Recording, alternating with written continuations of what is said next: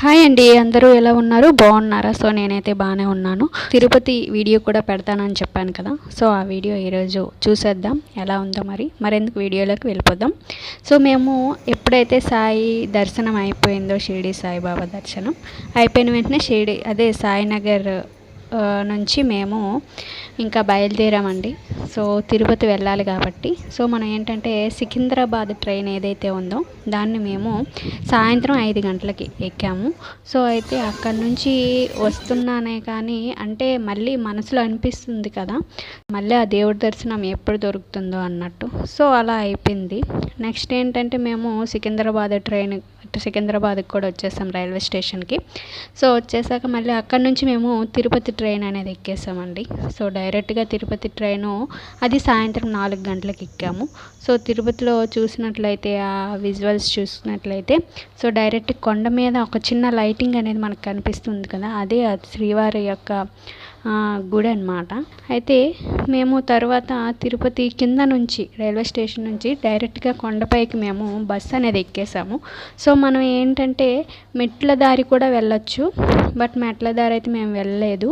So ఇలా మేము free buses కూడా ఉంటాయండి, బట్ మేమైతే ఒక బస్సు అనేది ఎక్కేసాము. సో ఆ బ్రిడ్జ్ ఏదైతే కనిపిస్తుందో దానిపై నుంచి మనం ఇప్పుడు కొండపైకి వెళ్తాము.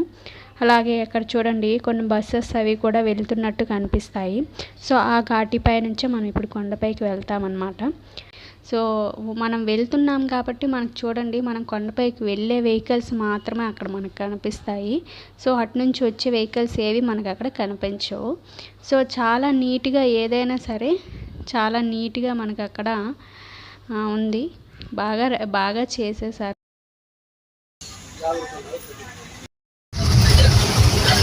నీట్గా ఉంది ఆ రూట్ కూడాను, ఎవరికి ఎటువంటి ఇబ్బంది లేకుండా బాగుందండి. విజువల్గా బాగా కనిపిస్తుంది. అయితే ఆ ప్లేసెస్ వెళ్ళిన తర్వాత సో మనం ఏంటంటే దిగేసిన తర్వాత అదే చూడండి, ఇప్పుడు ఏదైతే ఉందో ఆ వెహికల్ అనేది ఆ కాంప్లెక్స్ దగ్గరకు వెళ్ళిపోతుంది. అక్కడ డైరెక్ట్ గుడి దగ్గర దించేస్తారు. సో అక్కడ నుంచి ఏంటంటే మనం నడిచే వెళ్ళిపోవచ్చండి గుడికి. అక్కడ ఏంటంటే దేవుడికి మనం ఒకవేళ తలనీలాలు ఇవ్వాలి అనుకునేటప్పటికి కూడా నందకం అనేది ఉంటుంది. సో అక్కడికి వెళ్ళిపోవచ్చు, నడిచే వెళ్ళిపోవచ్చు. అలాగే అక్కడ అన్నదానం పెడతారు కదా, సో అక్కడికైనా సరే మనం నడిచే వెళ్ళిపోవచ్చు. సో చాలా దగ్గరగా ఉంటాయి అన్నీ. అయితే మనం అలాగ వెళ్ళిన తర్వాత అదే కాకుండా మనం చూడండి శ్రీవారి దర్శనానికి వెళ్ళాలి అనుకునేటప్పుడు 300 రూపీస్ దర్శనం ఒకటి ఉంటుంది, అలాగే ఫ్రీ దర్శనం ఒకటి ఉంటుంది. సో 300 రూపీస్ దర్శనంకి మనం 300 రూపీస్ టికెట్ దర్శనం కావాలి అనుకునేటప్పుడు అది 3 months ముందే మనం అది బుక్ చేసుకోవాలండి. అలాగే రూమ్స్ పరంగా చూసుకున్నట్లయితే రూమ్స్ కూడా ఒక 2-3 months ముందే బుక్ చేసుకోవాలండి.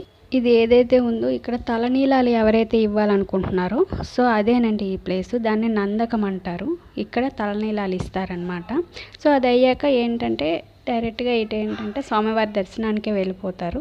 సో మాకైతే దర్శనానికి 1 day పట్టిందండి. సో చాలా వరకు కూడా రష్ అనేది ఎక్కువగా ఉండేది, సమ్మర్లో కాబట్టి రష్ ఎక్కువగా ఉందన్నమాట. సో తర్వాత ఏంటంటే ఇక్కడ చూడండి వెయిటింగ్ హాల్లో ఉంది కదా, సో ఈ వెయిటింగ్ హాల్ ఏదైతే ఉందో ఇక్కడ దర్శనం అయిపోయిన వాళ్ళందరూ కూడా ఇక్కడ వచ్చి వాళ్ళు కూర్చోవచ్చు అనమాట. సో కూర్చొని వాళ్ళు రెస్ట్ తీసుకోవచ్చు. నెక్స్ట్ ఏంటంటే ఇక్కడ చుట్టుపక్కల ఇది ఉంటుందండి, బజార్ ఉంటుంది. సో షాపింగ్ చేయాలనుకున్నా కూడా ఈజీగా షాపింగ్ చేసుకోవచ్చు.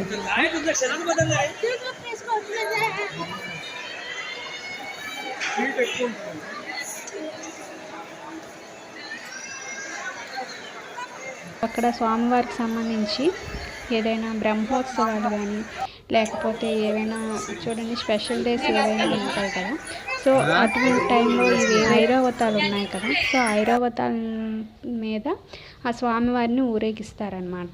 సో అందుకే వీటిని ఆ మాడవీధులు ఏవైతే ఉన్నాయో సో ఆ మాడవీధుల్లో వీటిని కూడా ఆ రోజు ఊరేగించారు. సో ఏంటంటే ఇవన్నీ కూడా చుట్టుపక్కల ప్లేస్లు అండి.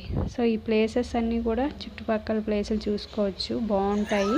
వచ్చిన భక్తులు ఎవరైతే ఉన్నారో వాళ్ళందరికీ కూడా మంచిగా ఉండేటట్టు బాగా అరేంజ్ చేశారండి. సో అన్నదానం దగ్గర అవనియండి, సో అలాగే దర్శనం దగ్గర అవనియండి, సో ఎక్కడైనా సరే చాలా నీట్గా ఉందండి. అక్కడుండే చాలామందికి ఆ శ్రీవారు ఒక ఉపాధి కూడా కల్పించారని చెప్పచ్చు. ఎందుకంటే ఆ గుడి ప్రాంగణంలో చాలామంది వర్క్ చేస్తూ ఉన్నారండి. సో చాలామందికి ఇది ఉపాధిగా కూడా మనం చెప్పచ్చు ఆ గుడి ప్రాంగణం అంతా కూడా. సో చాలా వరకు బాగా రెడీ చేశారు. ఇది ఇవాల్టి వీడియో. Friends, thank you.